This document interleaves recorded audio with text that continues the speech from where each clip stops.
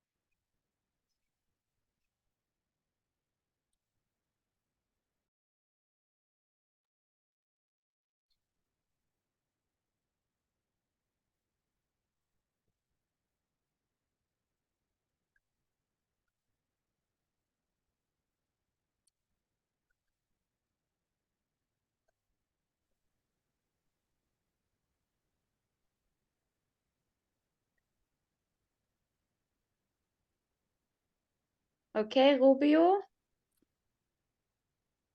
Okay. 1, 2, 3.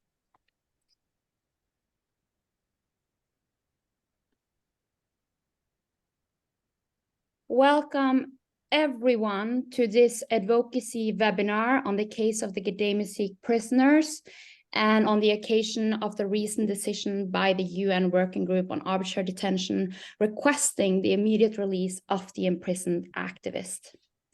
This webinar is hosted by the families of the Gdeim Izik prisoners that we have with us in the room today, the League for the Protection of Sahrawi Political Prisoners held within Moroccan jails, and the Geneva Support Group for the Protection and Promotion of Human Rights in Western Sahara. Today, in this webinar, we will hear statements from family members of the prisoners, from their legal counsel, and local and international human rights organizations commenting on the case and together with the families, demanding the immediate release of the prisoners. This webinar will last until 1:30, and we hope to have time for questions and comments at the end. We have a translation into Spanish, French, and Arabic and English, and with translators in the different channels. When hearing from the families who speak in Arabic, English will be provided in the channel Korean. I also take this opportunity to thank the translators that are with us and tell us, just shout out if we speak too fast. The topic of this webinar is the Gdeim Izik prisoners. The Gdeim Izik prisoners relates to a group of prominent Sahrawi human rights defenders, journalists, activists, and protesters that was at the Gdeim Izik camp, who was arrested and imprisoned in 2010 following the violent dismantlement of the peaceful protest camp. As reprisal for this uprising, the Gdeim Izik, 19 men, has and is still paying a heavy price. They have arbitrarily been deprived of their freedom for 13 years, having been subjected to severe torture at the time of their arrest and forced to sign confessions, later used against them as main piece of criminal evidence against them in criminal proceedings held first in 2013 and later on in 2017 in front of a civilian court. The UN Working Group on Arbitrary Detention have now concluded that the detention of these 19 activists is illegal and have asked Morocco to immediately release them.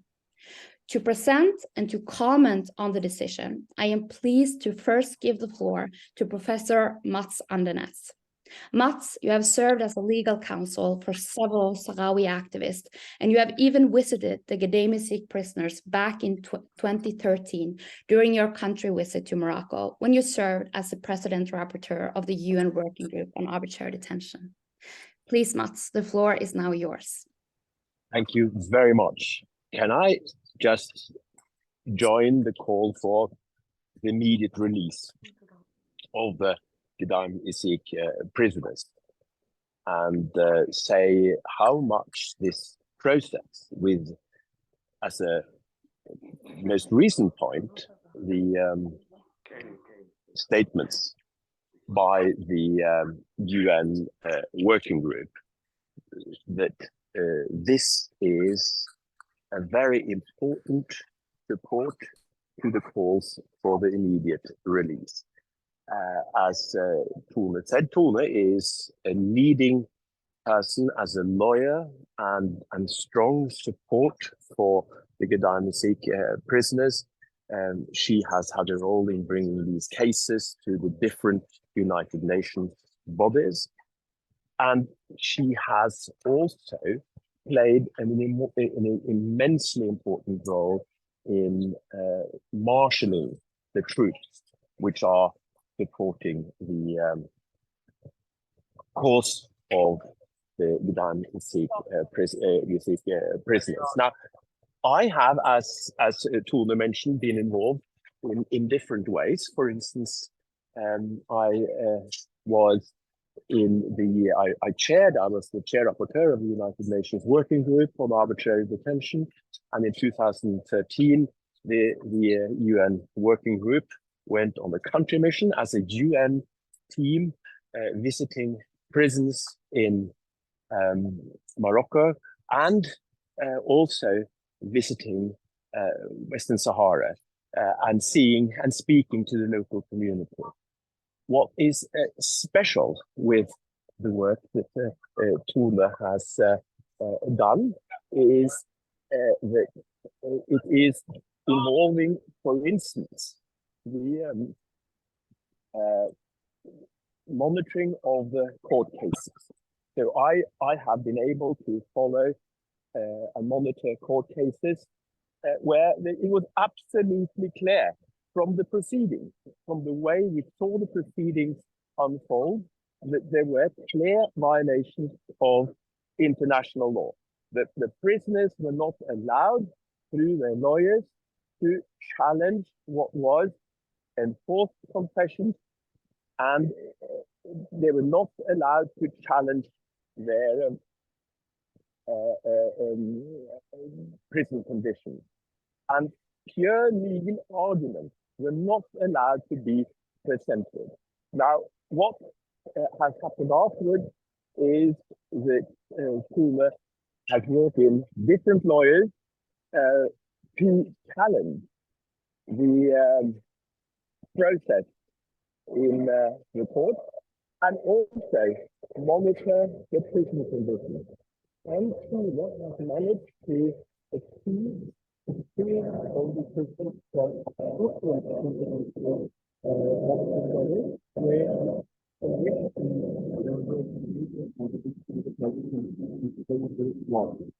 why are this conference is about? What are these decisions about? Well, and what makes them important? What makes them important? What is making them important is that they are only the last point in a series of decisions making clear that the process has been in violation of international law. To begin with, the criminal proceedings, the investigation, is in violation of international standards, and the basis for a judgment, or for the judgment, the sentences of the 19 are insufficient and in violation of international law. In addition to that, the prison conditions which the 19 have suffered are in additional violations. They represent a series of additional violations of international law. Now, the next question, that will be my final point. The decisions from the working group clearly are represent a victory. But the question is, how can we use this victory? And I think it is important for us to discuss today how we can use these decisions, which are, as I mentioned, only the last in a long series of decisions, also from other United Nations bodies, we must discuss how we can use this to increase the pressure on the Moroccan authorities. They are under duty to comply with the decisions by the working group and by these other United Nations bodies. And we must marshal an international opinion of NGOs, but also of states, and make sure that the pressure is increasing, gradually increasing on the Moroccan authorities to do what the United Nations Working Group has said, to release the prisoners. And then the very, very last point is this. These opinions are extremely clear. It's very rare that the United Nations body come with such clear findings about the process, the convictions, and the subsequent treatment. And the finding of so clear human rights violations throughout, the mistreatment, torture that the Gdeim Izik prisoners have been subject to. There is no other decision I know of where you have condemned a legal process so clearly and so strongly. And I must understand that this is, of course, this is to a large extent the consequence of hard work by lawyers. I have been taken along and I've done what I can in a limited way, but particularly over to the Surfer, who has made an extraordinary effort. Many thanks. Thank you very, very much, Mats. The decision of the UN Working Group on Arbitrary Detention is indeed crucial, and it serves as a momentum for us to push for the release of the Gdeim Izik prisoners. It also comes in parallel with Morocco now running for the presidency of the Human Rights Council for the year 2024. And today, 37 organizations representing Sahrawi civil society issued a statement opposing the presidency of Morocco. The case of the Gdeim Izik prisoners might serve as the most vicious example today of the tactics of Morocco and its blatant non-compliance with international law, and is also evident by the long legal battle that has been fought by the families. I am now honored to give the floor to the wife of Nama Asfari, a Sahrawi human rights defender sentenced to 30 years in prison. We have with us Claude Manjan Asfari, who is prevented from visiting her husband and have fought a legal battle for years with the UN Torture Committee, already in 2016, finding that Asfari had been tortured and sent to prison on the basis of illegal evidence. The battle is still continuing to this day. Please, Claude, the floor is now yours. Bonjour à tous, je suis très heureuse de voir tous les visages des familles des prisonniers et bonjour à tous ceux qui nous rejoignent. Je voulais seulement dire que cette décision du groupe de travail est l'aboutissement d'un long processus de travail mené par les juristes, les avocats, les témoins et les victimes elles-mêmes. C'est Hélène Leger de l'ACAT, l'Action des chrétiens contre la torture, et le cabinet Ancil de Paris qui m'ont proposé, à l'issue du procès devant le tribunal militaire de Rabat de mars 2013, de déposer une plainte pour torture devant le CAT, le Comité contre la torture de Genève, au nom de Nama Asfari. C'était pour nous, après le verdict inique et illégal d'un tribunal militaire sans possibilité de faire appel, qui jugeait des civils, une manière de garder la main sur ce dossier et de le maintenir vivant. Nous avons commencé par Nama, car il était francophone et que j'étais un relais facile et sérieux à Paris pour la CAT pour recueillir son témoignage. Hélène jugeait que, bien que ce soit une procédure longue et compliquée, ça valait le coup de monter cette plainte, car c'était cette procédure-là qui faisait le plus de mal au Maroc en termes d'image, car on sait combien le Maroc, au moins à cette époque, aimait montrer partout, et spécialement dans les instances internationales, comme il fait tout bien. Le dépôt de cette plainte pour faire reconnaître que la torture est utilisée systématiquement par les forces marocaines a aussi été un puissant levier politique.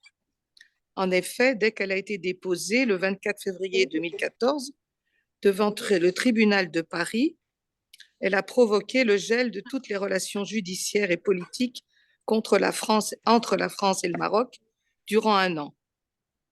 Suite à la convocation de M. Hamouchi, responsable de la DST au Maroc, qui était en visite à Paris. Dans tous les articles de journaux jusqu'à aujourd'hui, cet épisode est rappelé, surtout après l'affaire Pegasus. En novembre 2016, la condamnation du Maroc pour torture pour la première fois dans l'organisme onusien a été très mal supportée par le Marzen.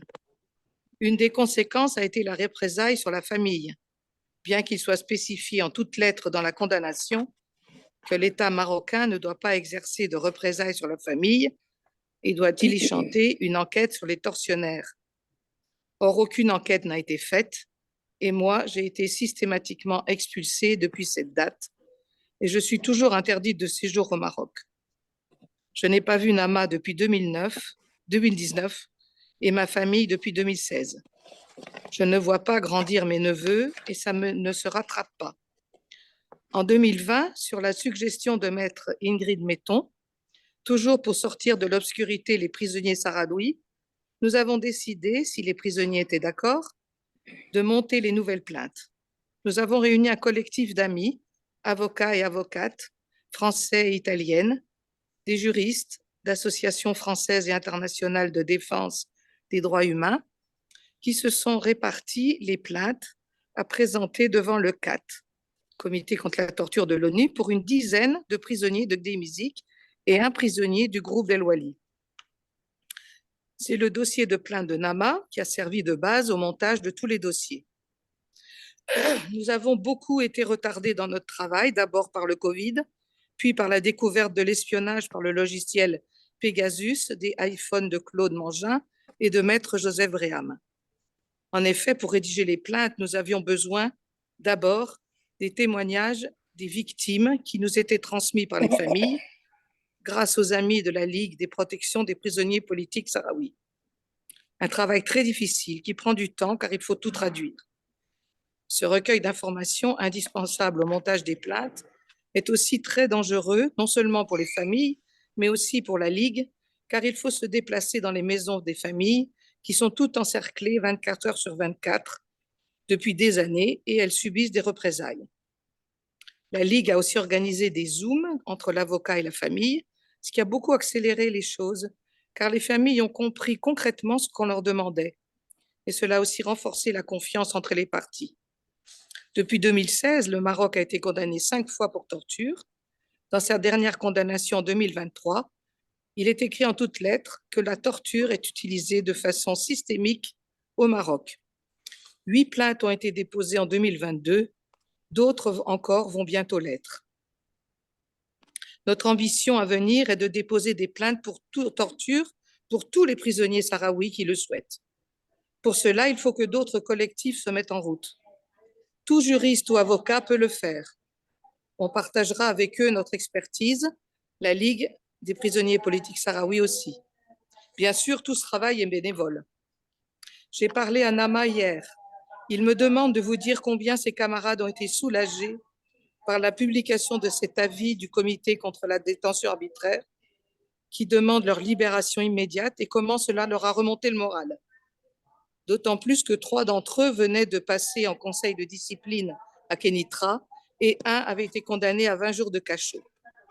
Finalement, entre la grève de solidarité de 48 heures commencée par certains camarades et la publication du présent avis du Comité contre la détention arbitraire, notre ami n'a fait que 8 jours de cachot.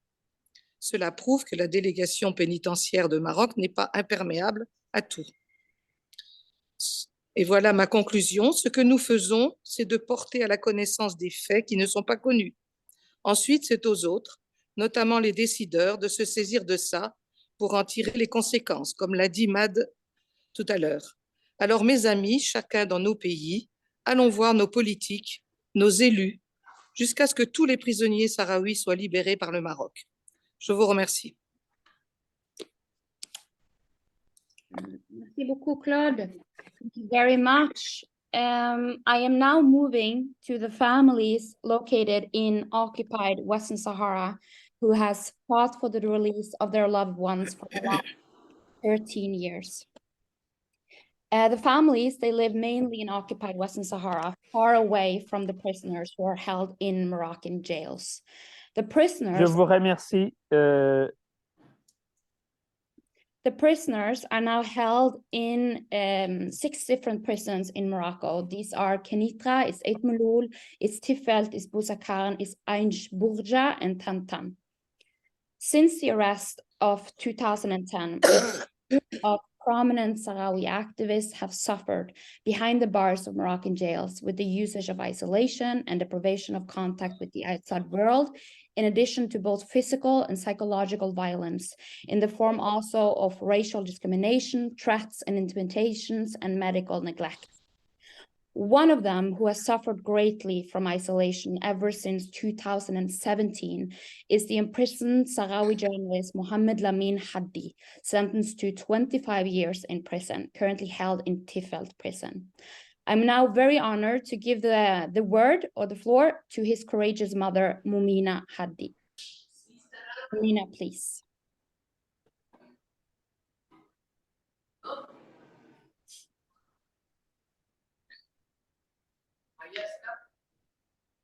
Hassanna, if you can please help Mumina. Okay.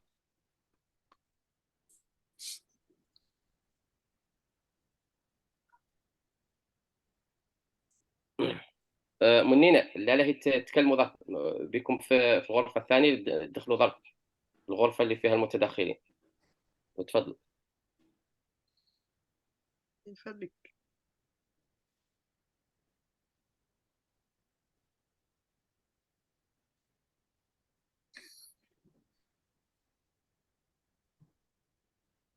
We might have some technical issues we often have when it comes to occupied territory, but it seems like Mumina just joined.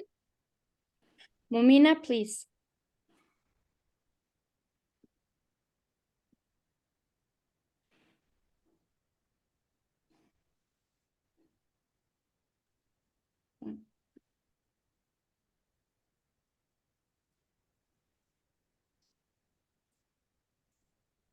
منينة افتحوا المايك، هذا اللي معاه يفتح المايك.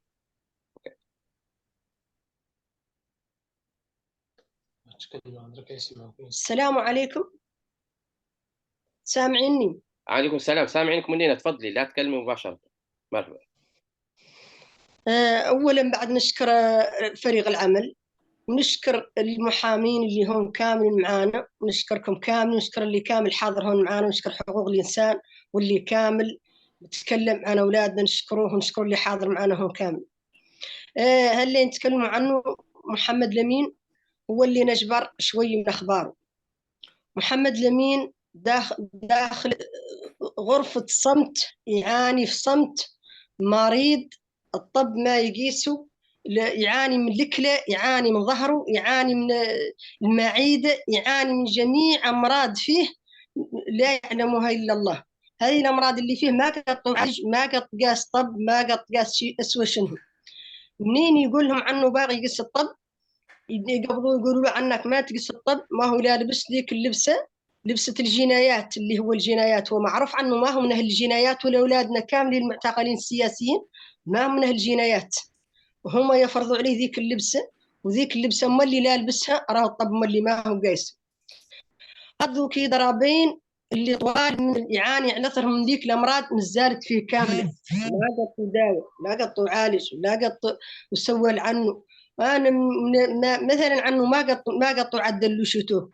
وهذيك الحاله اللي فيها محمد لمين نعرف انا عن فيها معهم اللي ذوك الاثنين، عبد الله يبهاه والبشير خد كاملين ذاك حالهم.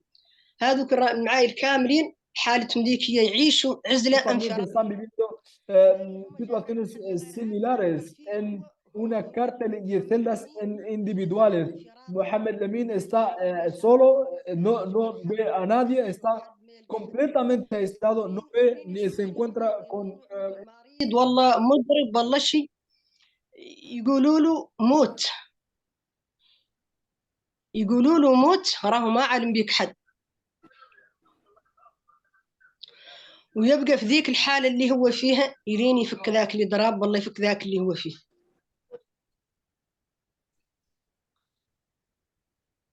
ألو سامعيني؟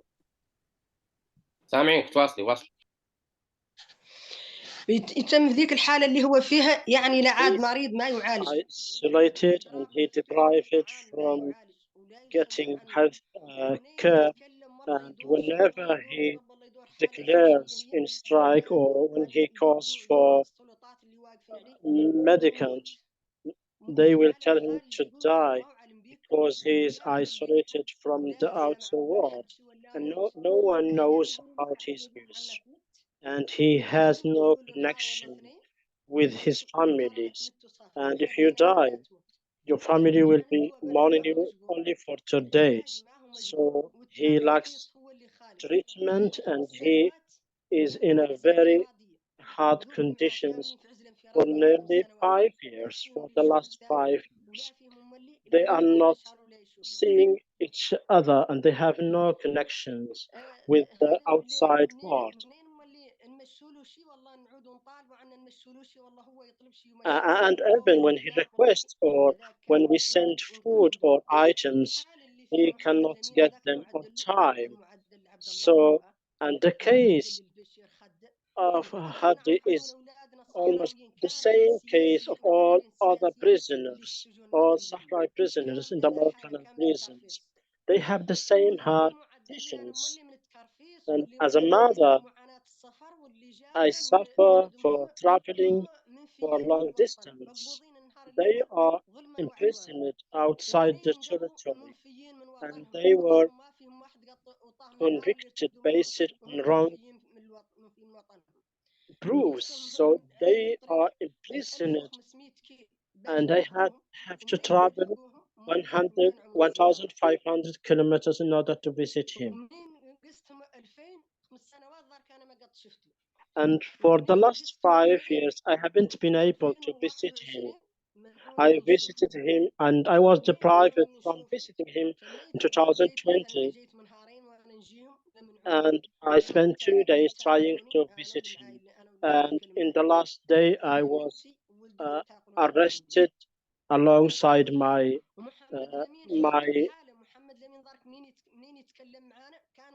my sons. And we used to talk to Muhammad Lamin on Monday, but in the last 1 month, they requested me to send them a card and to send them a number in my name. And they told him that the number I used to call is rejected, and they would like to have a new number based on my ID card information and also the information of my daughter in order to have the arrangement for the call. And otherwise, they will deprive him from calling his family. And I refused to send the ID card information because I had no clue what's that going to be about. So he deprived him from calling. Sometimes he called Tuesdays, and sometimes he called on Thursday, and sometimes he spends 2 weeks without calling me. But all the news we have that he's suffering and is silent and he's isolated. So this is the situation of Bashir Khadda and Abdullahi. We are old women. كبيرة في السن، ومنين نقيسوا When I visit him, it's so difficult for us to travel, and this is very expensive financially in order to arrange a visit to visit our sons in the prisons. And now I can't visit him, and for the last 5 years I hasn't been able to visit him.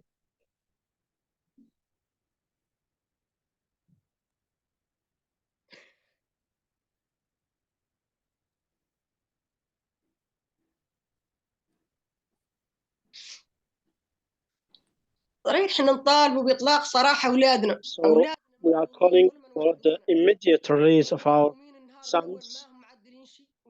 They were unjustly convicted, and Morocco, the Moroccan authority, has practiced injustice because they found no proofs, no evidence, and they were presented before a military court, and they were deported and imprisoned outside their territory. And for us, it's very difficult to visit our sons, and we call for their immediate release. We call for the release of Muhammad Lamin Haddi, Bashir Hadda, and all the Sahrawi sons and Sahrawi prisoners in the Moroccan prisoners. مقبوض عليهم شيء ولا يدور فيهم حد شيء. والسلام. Thank you so much, Mumina, for that moving testimony. I will now move on to give the floor to Saad Bourial, who is the sister of Mohammed Bourial, who is held in the Moroccan prison Ait Meloul.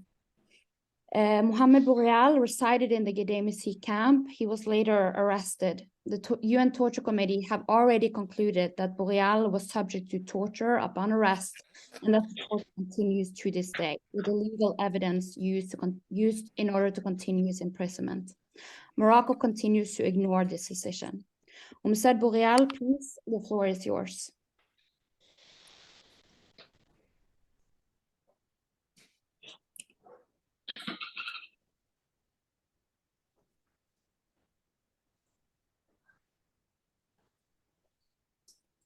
And for English translation, you use the Korean channel because Arabic doesn't exist on the Zoom platform. Saad Bourial, Hassanna, can you please explain in Arabic?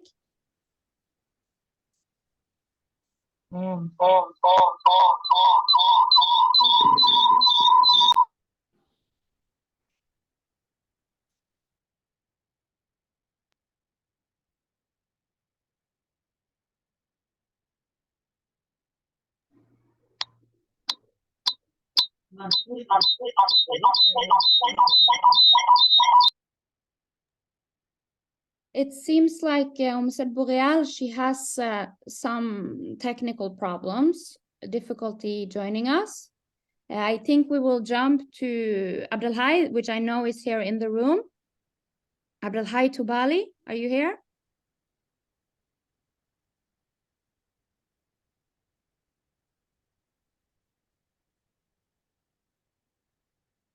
السلام عليكم. تفضلي بوريا، تفضلي. نتكلم. تفضلي بوريا. مرحبا بكم جماعة. السلام عليكم جماعة، مرحبا بكم سهلا كاملين. راني بعد نشاكر الفريق العمل وشاكر المحاميين كاملين اللي قايمين من involved in this process since 2010 till now for nearly more than 13 years. So I would like to thank all the lawyers and the working group for their support and their involvement and engagement.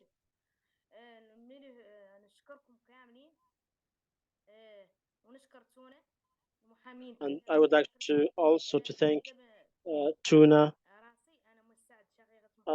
My name is Saad, sister of Mohammed Bourial, who was sentenced to 30 years in prison sentence. And I'm going to speak about the sufferings of the Gdeim Izik prisoners. Number 2, Ait Meloul, those who are suffering a lot of hardships and difficulties, lack of medicament, and also lack of and also malnutrition. So I'm speaking about 8 million prisoners. Sid Ahmed bin Jayed, Muhammad Bani, they were sentenced to life sentence in a very unjust way, far away from their families and wives. So the families, they are suffering, traveling for long distance, for instance, from Lyon to Agadir. So the families and also the prisoners alike, they are suffering a lot.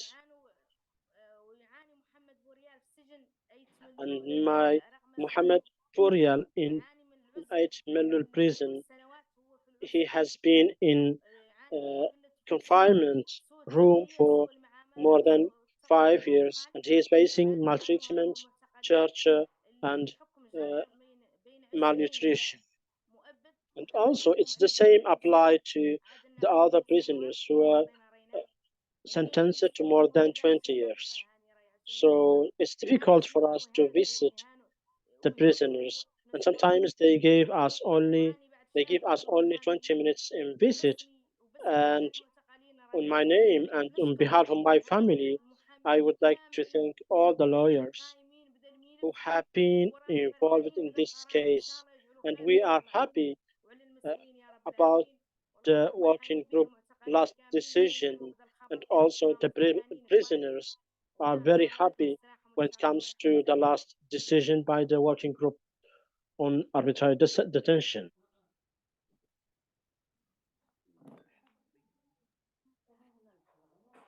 شكرا. Thank you very much. I will now move forward. Thank you so much. شكرا جزيلا. وسأتحول.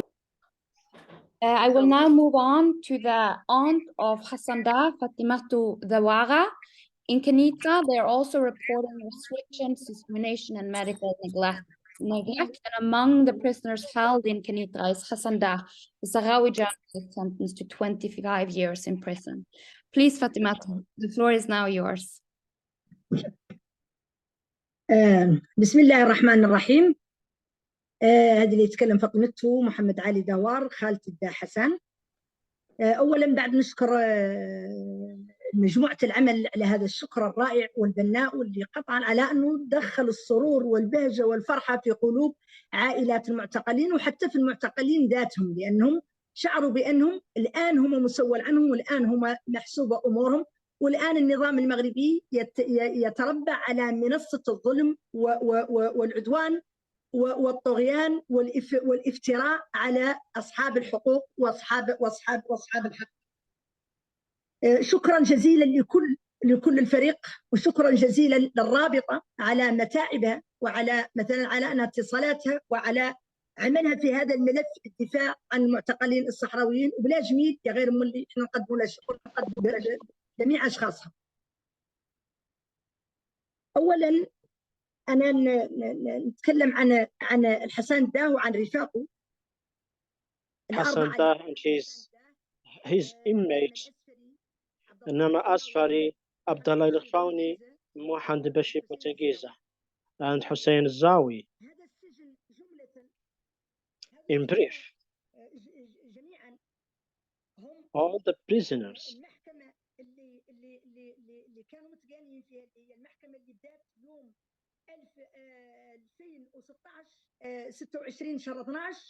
they were convicted on the 27th December 2016 till the 11th July 2017. And it was wrongly based, and it was based on fabricated proofs and evidence. And our sons were sentenced to long sentences based on no evidence, and he convicted them of murder and assassinations without any borders, without any proof. Sorry. On the 17th September, they took revenge of our prisoners. And that the prisoners, they were advocating for the Sahrawi liberation, and that's the right for self-defense. And they took revenge from the prisoners and also from the families, because we made the same move outside the prisons, and we rejected and we refused such decisions. On the 17th of September, they were dispersed in many Moroccan prisons, and they suffered many types of maltreatment, psychological and physical treatment, and torture.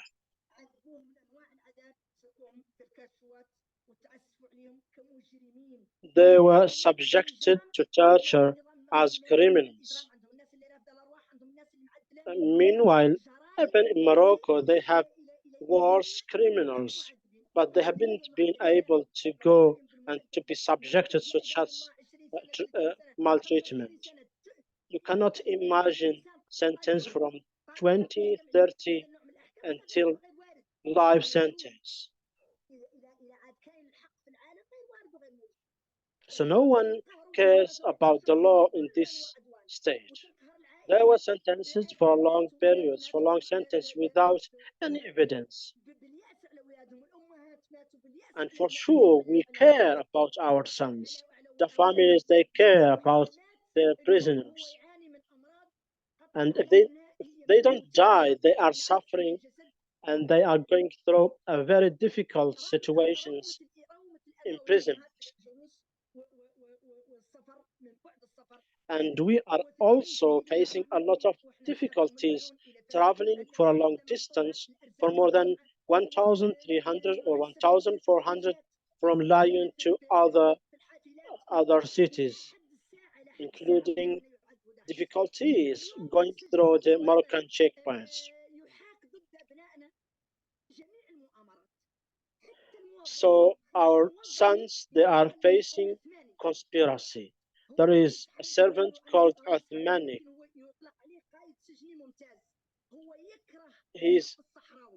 He disliked the Sahrawis, and whenever they got privileges, he prevents them from getting them. He has a hatred against the Sahrawis, and one day he came to the cells and told them, "You are murderers, you are criminals. So we are asking for our rights, and we are asking for the Moroccan authorities to withdraw from our homeland."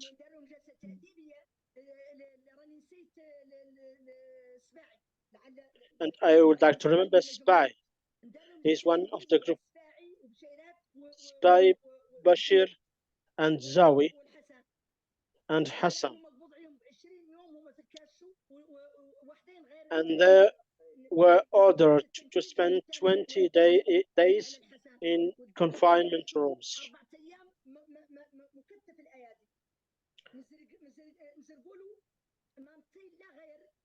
And he spent 4 nights isolated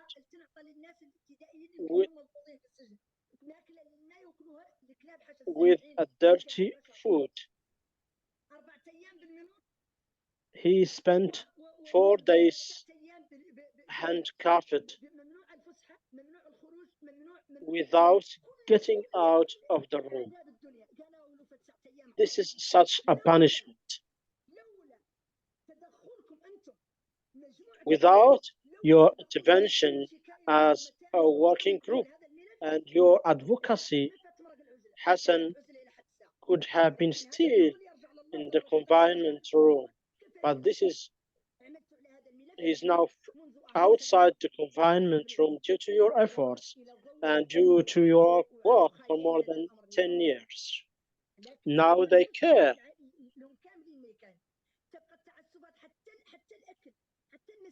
And you can imagine that as a families, we were deprived from visiting our sons and from bringing them food and water.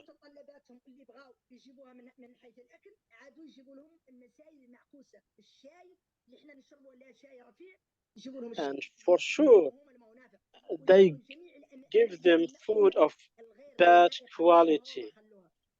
And they told them, whether to use it or leave it. So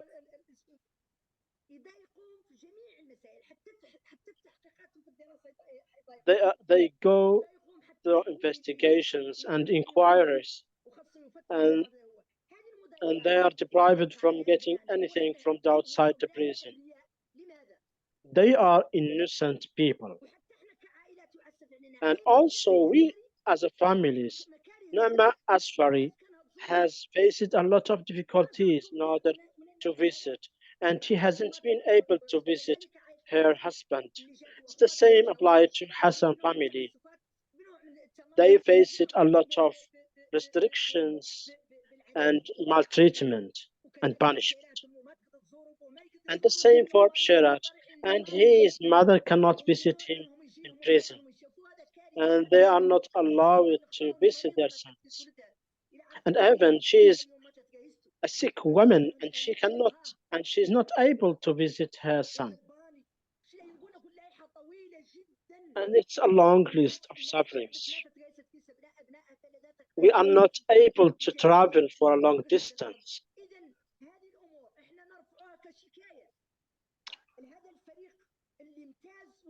We present this evidence and proofs to the working group in order to advocate for rights in the United Nations organizations and organs.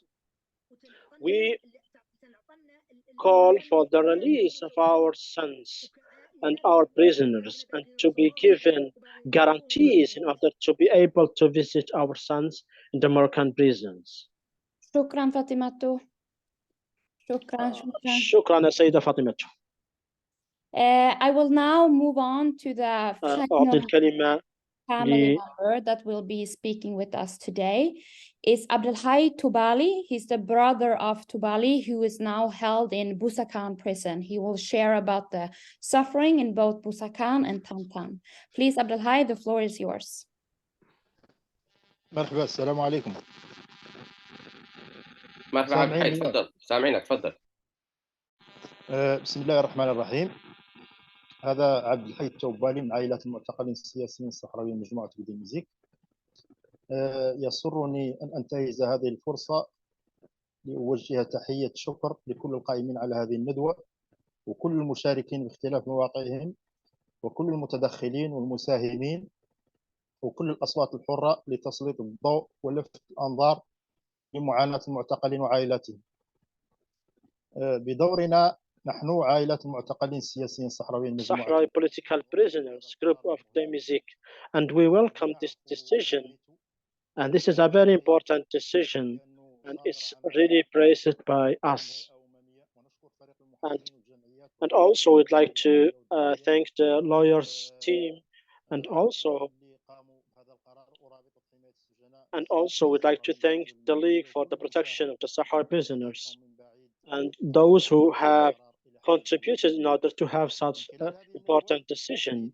Within this webinar, I would like to send a clear message to the world, to the all solidarity movement, and to the nationalists and the internationalists when it comes and concerning the situation of the Sahrawi political prisoners. And we call upon to work together in order to make pressure for the release of our prisoners. And this intervention,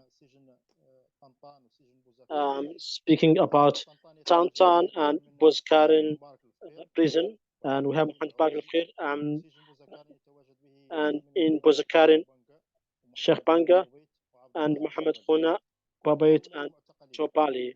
All those prisoners, they are suffering in inhuman conditions without the minimum respecting the international standards.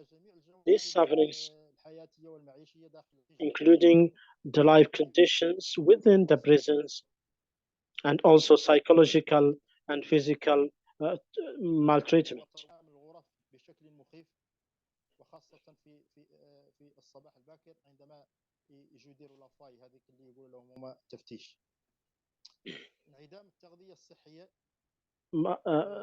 Malnutrition, they get a food of low quality, and all the prisoners, they suffer from malnutrition, and they are deprived from food such as milk and biscuits. This burden adds more for the prisoners in order to provide for the basic food within the prisons. So they suffer from medical negligence. I'm not speaking about a specific case. I'm speaking on general. They suffer from chronic disease, and some of them they need urgent health care. They have heart disease, malnutrition, hypertension, diarrhea, and rheumatism. And they suffer from being beaten during the investigations and the inquiry. They are suffering in a very bad conditions, in a dark cells with insects and with lack of conditions, lack of appropriate healthcare services. So doctors they treat all the disease with aspirin. Prisoners, they don't have specialists in order to deal with these cases. Lack of respiratory apparatus, and also they have respiratory difficulties. Lack of providing appropriate food for the prisoners in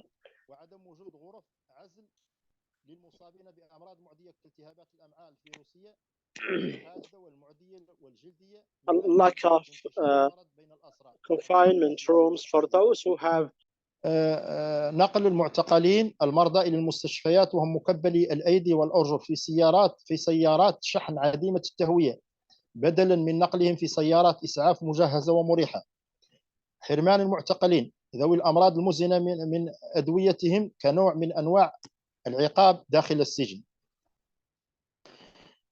الإجراءات العقابية بحق المعتقلين تزيد من تدهور أحوالهم النفسية، والتي تتمثل في المماطلة في تقديم العلاج والنقل إلى المستشفيات الخارجية، والحرمان من زيارات الأقارب، والتفتيش الليلي المفزج للمعتقلين في زنازل العزل الانفرادي.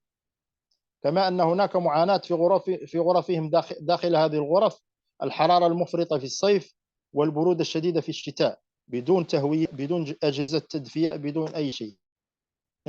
انعدام الفسحة الكاملة، يعطوهم 10 دقائق ولا ربع ساعة ولا 20 دقيقة، ما هاي كافية لهم. انعدام توفير الاتصال بالعائلات، يعطوهم رقمين فقط العائلة، كل معتقل رقمين يتصل به فقط، رقمين ما يزيد عليهم. كما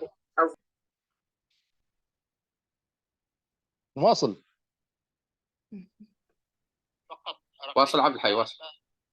كما أن معاناة المعتقلين تنضاف إليها معاناة العائلات، بعد المسافة بين الإقامة والسجن. مثلا هون أقرب سجن أنه هو الطنطان 330 كيل، بوزكارن 540 كيل، يتملول 600 كيل، القنيطرة 1200 كيل، تفلت 1300 كيل. هذا ما يسبب الضغوط على إصابة العائلات بأمراض حتى هي مزمنة كضغط الدم والسكري، ويصابون بانتكاسات صحية كلما حدث تطور في قضية أبنائهم. على مدى 13 سنة تقريبا، هذا اللي فوتوا المعتقلين خاضوا فيه مجموعة من الإضرابات عن الطعام، منها ما هو فردي ومنها ما هو جماعي، احتجاجا على أوضاعهم السجنية. إذن هون نطالب So we call all the international organizations to make more pressure on the Moroccan authorities in order to provide the basic health care to the prisoners, including Geneva Convention, the 4th Geneva Conventions, and the prisoners' right to get health care and medicaments, and also to get treatment, and to provide doctors and drugstores, and to provide medicaments to the prisoners according to the convention mentioned above.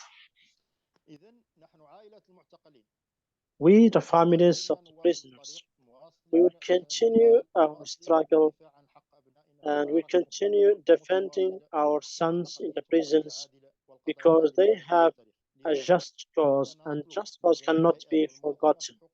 And we call all the international organizations and the working group to form a legal group in order to observe and also to monitor the situation of the Sahara prisoners and families, and also to make more pressure on the Moroccan government and to form a medical team in order to visit the Sahrawi political prisoners and to assess their hard conditions. And thank you very much. Shukran Abdelhai, thank you very, very much. شكرا جزيلا سيد عبد الحي. I will now move on to the أنا أمضي قدما. organizations. The first one to take the floor is Elias Jeffrey from ACAT France, who has been fighting a battle alongside the families for a year in front of the UN Torture Committee. Elias, if you're ready, please, the floor is yours.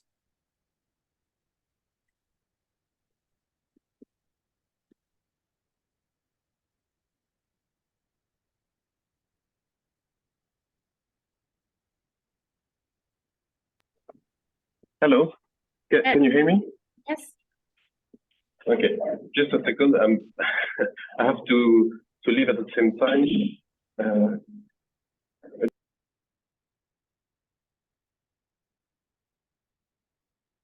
Yes, Elias, go ahead.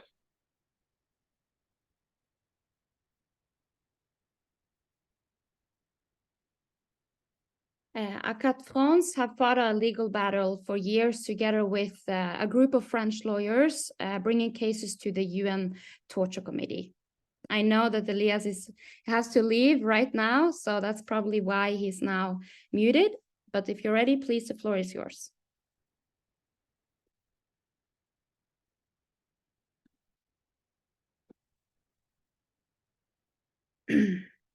You're on mute, Elias, if you don't know.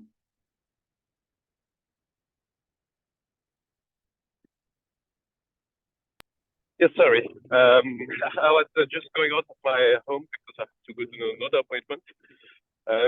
So thank you again for the invitation for organizing this meeting. So I'm Elias Geoffroy, in charge of ACAT France for the MINA files, basically. And I welcome this decision as all the participants by the working group requesting the release of the prisoners of the Gdeim Izik group. It confirms the decision and communication already issued by numerous United Nations bodies and experts. In this report on this mission to Morocco in September 2012, the special rapporteur on torture, Juan Mendes, already drew attention to the worrying situation of the prisoners from the Gdeim Izik group and the allegation of torture, noting the absence of any investigation by Morocco. And in its report on the mission to Morocco in December 2013, the working group on arbitrary detention had already mentioned the case of the prisoners from the Gdeim Izik group and the allegation of the torture that had been reported to him, as well as the lack of any investigation by the Moroccan authorities in this allegation. And for its part, ACAT France has been following the situation of the prisoners of the Gdeim Izik group for many years, as Claude Monge already mentioned, and mainly in relation to the allegation of torture and other inhuman and degrading treatment, which are the heart of our mandate. And particularly the case of Namaz Faye, as already mentioned, for which we submitted a complaint to the CAT in February 2014 and obtained Morocco's condemnation on this case in December 2016. And this decision paved the way for further condemnation by the CAT of Morocco in other cases of Gdeim Izik prisoners in 2022 and in 2023. And for this reason, we strongly call on the Moroccan authorities to comply with the latest opinion of the working group on arbitrary detention, as well as with the existing CAT decisions to release all the prisoners of the Gdeim Izik group. We have been arbitrarily detained for 30 years now. And I'm sorry I was not able to speak much longer because I really have to run. But thank you again for organizing this meeting, and I wish you a good afternoon. Thank you so much, Elias, for being with us and for all of the hard work Acat France have done to hold Morocco accountable for the continued imprisonment of the Gdeim Izik prisoners. Today with us, we have several different international human rights organizations who have all fought a battle to support the Gdeim Izik prisoners and ensure that they're not forgotten by the world. One of those organizations is Human Rights Watch, and I'm very happy to have with us Eric Goldstein, who's the Deputy Director for Middle East and North Africa at Human Rights Watch. I personally know that you continue to be concerned about this group of prisoners and that you echo your support. Please, Eric, the floor is now yours. Hi, everyone. I want to greet all of you, especially the families. I appreciate your work and your steadfastness and your courage while you are supporting your relatives in prison. I see friends of mine in this room, Hassan Adouehi and Claude Marjan. I met Naama before he was arrested in 2010, both in Western Sahara and in Paris. I also met one of the Gdeim Izik prisoners after he was released in Rabat, Taki Mashloufi, in 2013. So this case is very close to my heart. And I want to congratulate you on this victory. The Working Group on Arbitrary Detention is an important victory. The UN has said, we listen to you, and we listen to the Moroccan authorities, and we believe you. These trials were unfair, not just stained by minor imperfections, but marred by major flaws such that the authorities should immediately release all of the prisoners. So again, congratulations for working on this case and winning. I also acknowledge that this is a difficult moment. The world is focused somewhere else, on the repression in Gaza and the crisis in Israel and Palestine. So it's hard for us to bring the attention to this case that it deserves. We have always focused at Human Rights Watch on trials, on the fairness of the trials. And so when we first looked at this case, we examined all of the evidence and published a report about the first trial, the one before the military court, highlighting all of the violations of the rights to a fair trial. Most notably, the court's refusal to examine the evidence that the detainees had been subject to torture and that their confessions had been involuntary. As you know, the Court of Cassation in Morocco ordered a new trial, this time before a civilian court. Of course, it's a good thing that Morocco abolished trials before military courts for civilians. But if you look at the second trial, it was clear that this was a new trial, not just because the military court no longer had jurisdiction, but because they recognized, without admitting it, that they had gotten everything wrong in the first trial. So in addition to basing the convictions on the supposed confessions of the defendants, they brought in all kinds of witnesses to corroborate the case. And it was clear that the evidence by these witnesses was very weak, but the court chose to believe them and make the claim that A, there were the confessions, that there was no torture, and that there was even additional evidence, something that we don't believe. This case is emblematic of what we at Human Rights Watch have focused on in our work on Morocco and Western Sahara. Last year, we published a report looking at other trials that are much better known in Western countries because they involve journalists. The conviction of Omar Radi, for example, the conviction of Tawfiq Bouashrin, the editor of Akhbar al-Yom, the case, you may remember, of the boxer Zakaria Moumni. But these cases have a lot in common with the Gdeim Izik case, which is that the courts in Morocco are instrumentalized by the security apparatus. And there's no way that in cases like this that have a political coloring, that there will be a fair trial. I mentioned at the beginning Israel and Palestine. In the West Bank, Palestinians are tried before military courts, and they have a conviction rate of over 99%. I'm not just saying that. This is data that's supported by the evidence. And this is not that different from Morocco. When the authorities want a particular outcome in a case, there's no chance for a fair trial. And I think that that's the subtext of the finding by the working group on arbitrary detention. So it's a very important finding. What is there to do? There are many things, and some of my colleagues today have mentioned things that we can do to keep this case in the news, and it's not easy. What we try to do at Human Rights Watch is whenever we are meeting with Western policymakers that have good relations with Morocco, we raise this case along with the other cases that we are focused on, like the journalists' cases. They're the same struggle for fair trials, that people should not be convicted on the basis of coerced confessions or dubious witness testimony. And we're going to keep on doing that and hope that all these detainees who are in prison now for 13 long years will soon be freed. Thank you for having me today. Thank you so much, Eric. It's a pleasure to have you here. Thank you so much.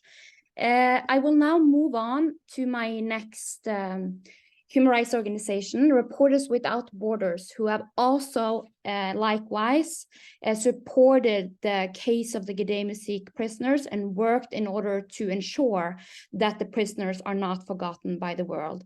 They have advocated, especially for the imprisoned Sahrawi journalists, and amongst other in their report highlighted how Western Sahara is turning into a news black hole, and how Morocco is using arbitrary detention against journalists in response to their journalistic activities and their human rights activism. I believe that Khaled is now in the room with us. Hello, everybody. The floor is yours. Thank you. Hello, everybody. I'm very happy to be here with you to speak about the situation of Sahrawi journalists. I'm the representative and spokesperson of RSF, Reporters Without Borders in North Africa, which 6 countries under our responsibility: Mauritania, Morocco, Algeria, Tunisia, Libya, and Sudan. And of course, we are very interested by the situation of Sahrawi journalists. In RSF, we consider that there are around 6 Sahrawi journalists are in jail now in Morocco. We support them. We support their right to work with freedom, because the press freedom is very important in our region, and especially in North Africa and Morocco. We consider that the situation of the Moroccan journalists and Sahrawi journalists is not very different. We have 3 Moroccan journalists in jail now: Omar Radi, Suleiman Raissouni, and Tawfiq Bouachrin. We support them. We call every day for their release. We had published many press releases about the cases of those 3 journalists, but unfortunately, we don't have many informations about the Sahrawi journalists. It's very difficult for us to obtain information because we don't have directly contacts with Moroccan authorities. When we contact Moroccan authorities, they speak with us about the Moroccan journalists, but they won't speak about the situation of Sahrawi journalists, because it's and you know that it's a very sensitive subject in Morocco, the Western Sahara generally, but the situation of Sahrawi journalists particularly. So in RSF, we consider that question, that It's very important. It's our duty to speak about the situation of Sahrawi journalists. And we want to obtain a maximum of informations about them, about their situation, about the details of the jail in Morocco. And trust me, it's not easy at all for us to obtain this kind of informations. And for the Moroccan authorities, of course, they said day after day that they are not Sahrawi journalists in the Moroccan jail. They consider them activists, politicians, militants, but not journalists. But it's a normal way of North African countries to consider that all these journalists, they are not journalists. But for us, they are journalists, and we defend them, and we call for their release. Thank you so much, Khaled. It's an honor to have you with us here, and we thank Reporters Without Borders for all your continuous efforts. I am now very happy to give the final floor and the final remarks to my dear colleague, Hassan Abba of the League for the Protection of Sahrawi Political Prisoners held within Moroccan jails. Human rights defenders on the ground in occupied Western Sahara remains the very key that enable us to document cases and to submit international complaints and to make decisions like the one we are discussing today a reality. So Hassana, please, the floor is yours.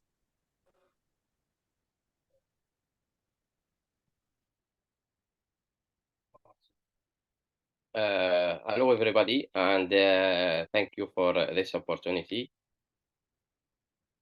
I will start my my intervention as a member of the League of the Protection for the Political Prisoner in the Moroccan jail.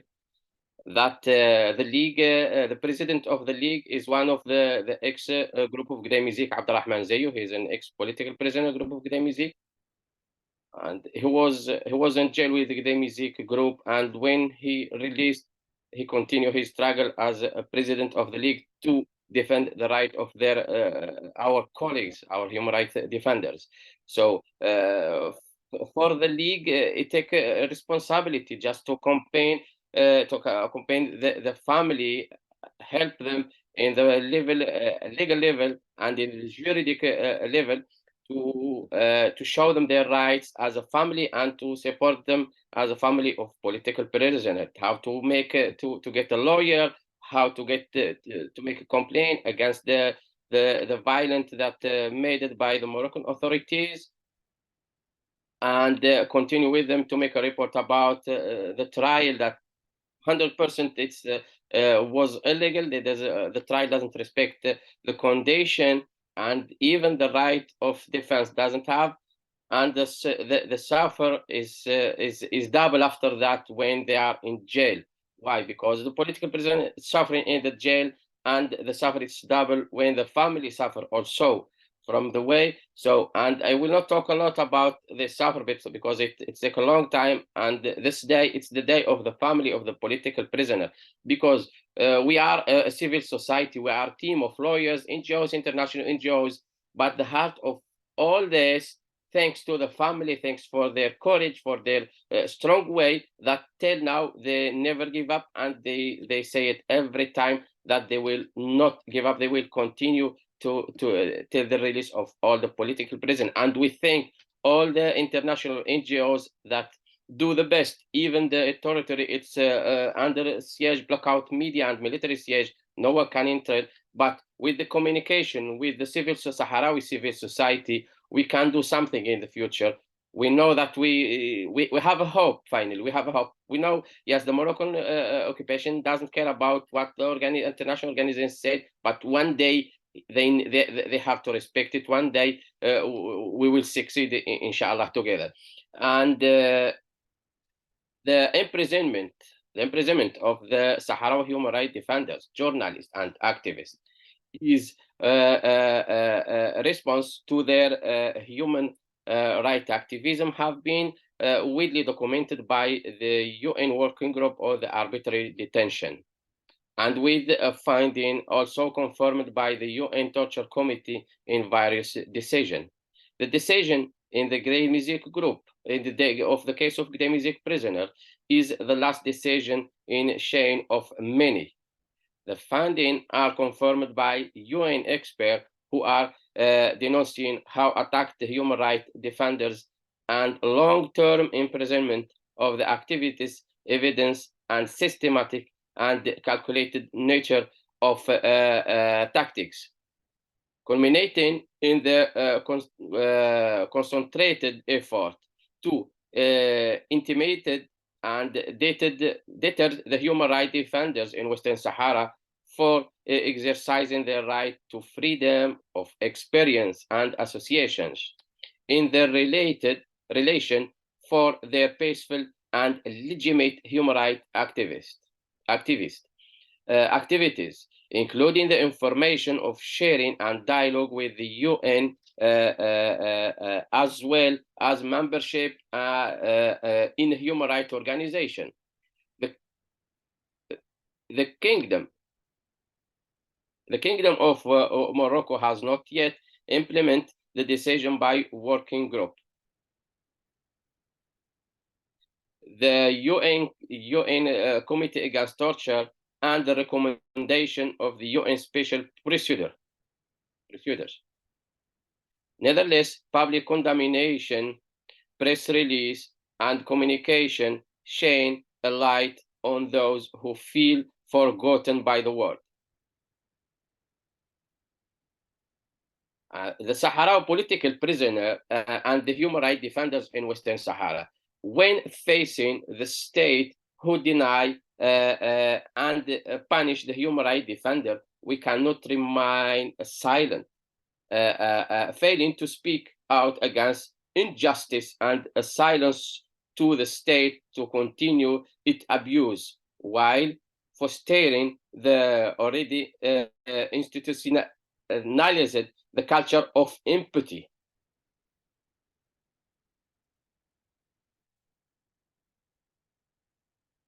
It's urgent that we put push on Morocco to respect the international law and the UN decision.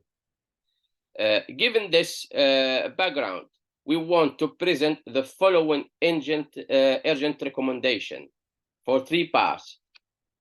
For the part for the Kingdom of Morocco, immediately and unconditionally implement the recommendation made by the UN Nation Working Group on Arbitrary Detention, the UN Special Prosecutor, and the United Nations Committee Against Torture, and immediately release the Gdeim Izik prisoner. Immediately ensure that the prisoner are transferred to the prison in Western Sahara in line with the humanitarian law, and that their rights are respected, including the right to a human living condition, study, contact with family, and medical care.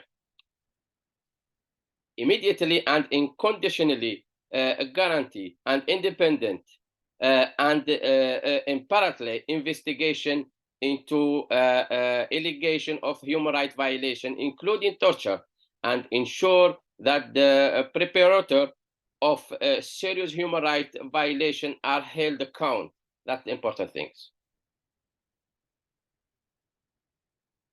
For the diplomatic mission now, we call on all the states to push Morocco to implement the decision of the UN Working Group and ensure the immediate release of the Gdeim Izik prisoner.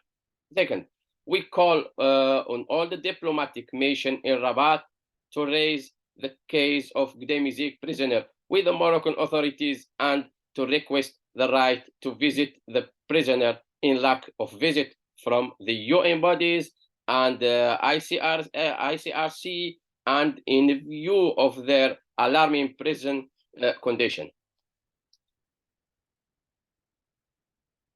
We call on the diplomatic mission in Geneva to raise the case of Gdeim Izik prisoner within the Moroccan authorities and to raise the decision, the important thing, the decision of the UN Working Group on Arbitrary Detention at the next session of the Human Rights Council, asking Morocco to respect the decision and ensure its implementation.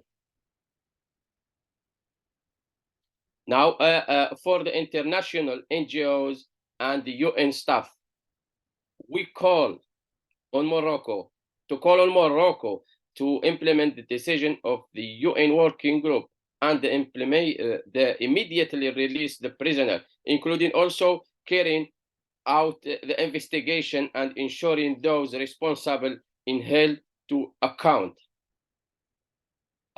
Pressure Morocco to allow an independent, free, and continued assessment of the human rights situation in Western Sahara and ensure access to the Office of the United Nations High Commissioner to Western Sahara and to the Sahrawi political prisoner. And the last point is the diligently follow up on information received from Western Sahara and to take urgent and public action when needed in response to systematic usage of arbitrary detention and targeting of the Sahrawi human rights defender. As a civil society, as a families, we are together continue for this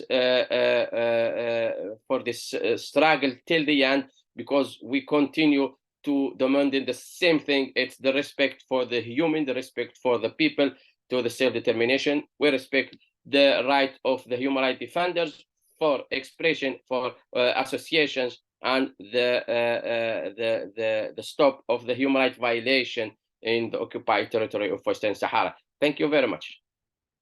Thank you so much, Hassanna, and thank you so much for very clear recommendations to both the UN, to diplomatic missions, and to what international human rights organizations must do to follow up this decision. We wanted to end the webinar by opening the floor, but due to some technical problems at the very beginning, we are running out of time. I don't see that we have received any questions in the Q&A, but I thank everybody for writing support statements. I know that the families truly appreciate all of you being here. And as you can see, we are joined by many family members, not only the one that took the floor today, but they are all here asking for the immediate release of the Gdeim Izik prisoners now held for 13 years. We hope that you all will help us in our continuous path for advocating for their release. I thank you so much for being with us.